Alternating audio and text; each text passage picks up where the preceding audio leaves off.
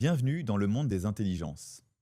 Pendant toute l'histoire de l'humanité, nous avons vécu dans un monde relativement simple. Un monde où une seule forme d'intelligence dominait réellement le paysage, l'intelligence humaine. Bien sûr, nous avons inventé des outils, des machines, des ordinateurs. Mais ces outils ne pensaient pas, ne parlaient pas, ne raisonnaient pas de manière autonome. Ils exécutaient, ils appliquaient des instructions, rien de plus. Aujourd'hui, quelque chose de radicalement nouveau est en train d'apparaître. Pour la première fois de l'histoire humaine, nous avons créé des systèmes capables de produire de l'intelligence, c'est-à-dire des systèmes capables d'analyser des informations, d'établir des relations entre elles et de produire des réponses qui ressemblent à un raisonnement. Et cette intelligence nouvelle ne va pas disparaître. Elle va continuer à progresser, elle va continuer à s'améliorer, à grandir, parce qu'elle est désormais portée par une dynamique mondiale, des avancées technologiques rapides, des investissements massifs et une compétition internationale intense. Nous entrons donc dans un monde nouveau, un monde où l'humanité n'est plus la seule intelligence active, un monde où plusieurs intelligences vont désormais coexister. D'abord, les intelligences humaines, l'intelligence scientifique, l'intelligence clinique, l'intelligence philosophique, éthique, l'intelligence relationnelle et émotionnelle, l'intelligence collective. Autant de formes d'intelligence qui permettent aux êtres humains de comprendre et d'organiser le monde. Et désormais, les intelligences artificielles, les modèles d'apprentissage automatique, les systèmes prédictifs, les intelligences génératives, les algorithmes capables d'analyser, de synthétiser et d'assister des décisions. Alors j'utilise volontairement le pluriel, parce qu'il n'existe pas une seule intelligence humaine, mais une pluralité de formes d'intelligence qui nous permettent d'appréhender la complexité du réel. Et il n'existe déjà plus une seule intelligence artificielle, mais une diversité de systèmes et de technologies qui évoluent extrêmement rapidement. C'est précisément l'objet de ce podcast. Explorer ce nouveau monde des intelligences.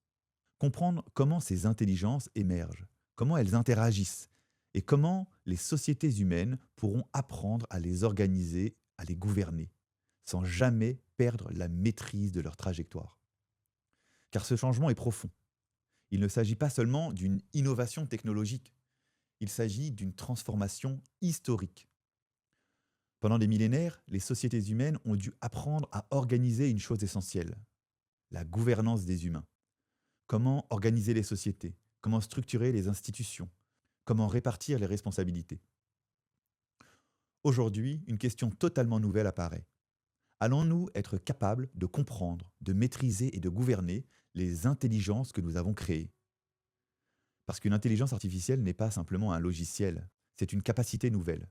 La capacité de traiter des volumes immenses d'informations, la capacité de générer des réponses, la capacité d'assister des décisions.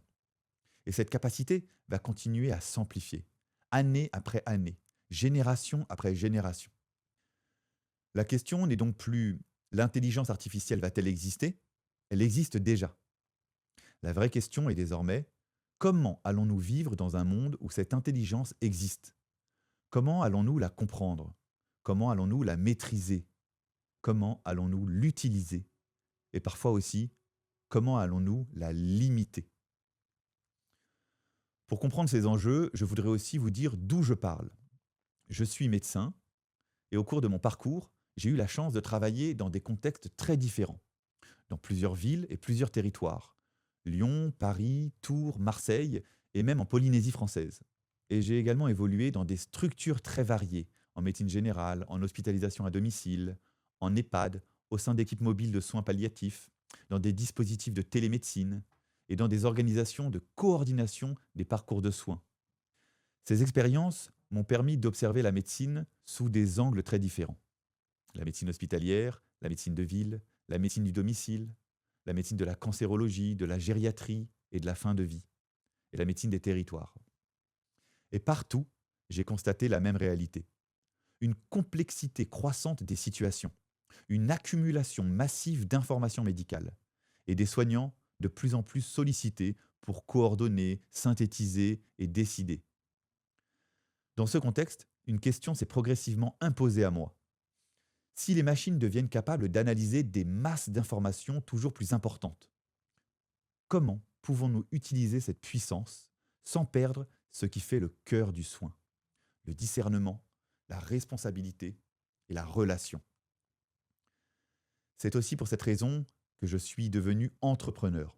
Depuis plusieurs mois, je développe avec mon équipe un outil d'intelligence artificielle médicale destiné à aider les soignants à analyser, structurer et synthétiser des dossiers patients complexes afin de clarifier l'information clinique et de sécuriser les décisions.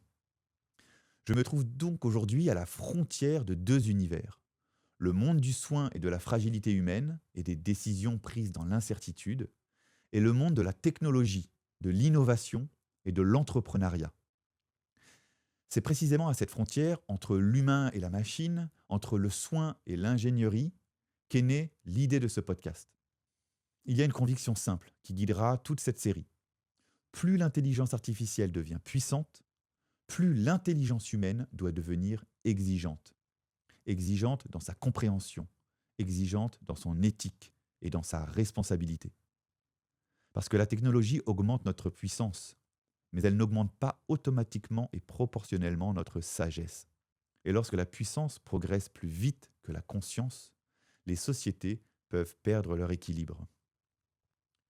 Si l'intelligence humaine veut rester à la manœuvre, elle devra alors développer ce qu'elle possède en propre, ce que les machines ne pourront jamais véritablement reproduire: la conscience, la sagesse, l'expérience vécue, l'expérience terrain, les émotions, le sens moral, et peut-être aussi une forme de profondeur spirituelle.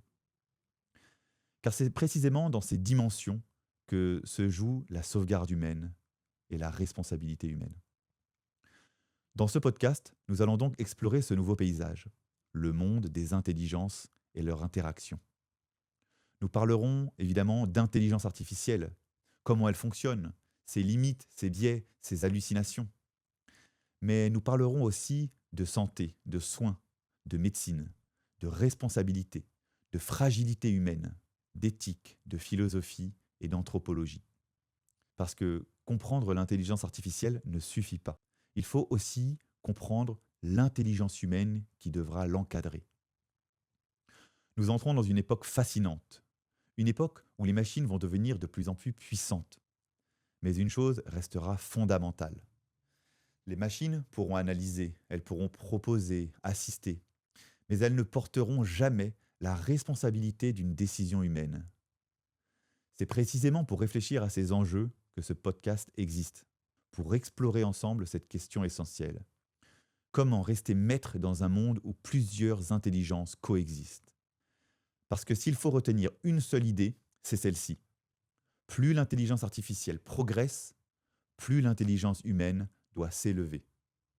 Bienvenue dans le monde des intelligences.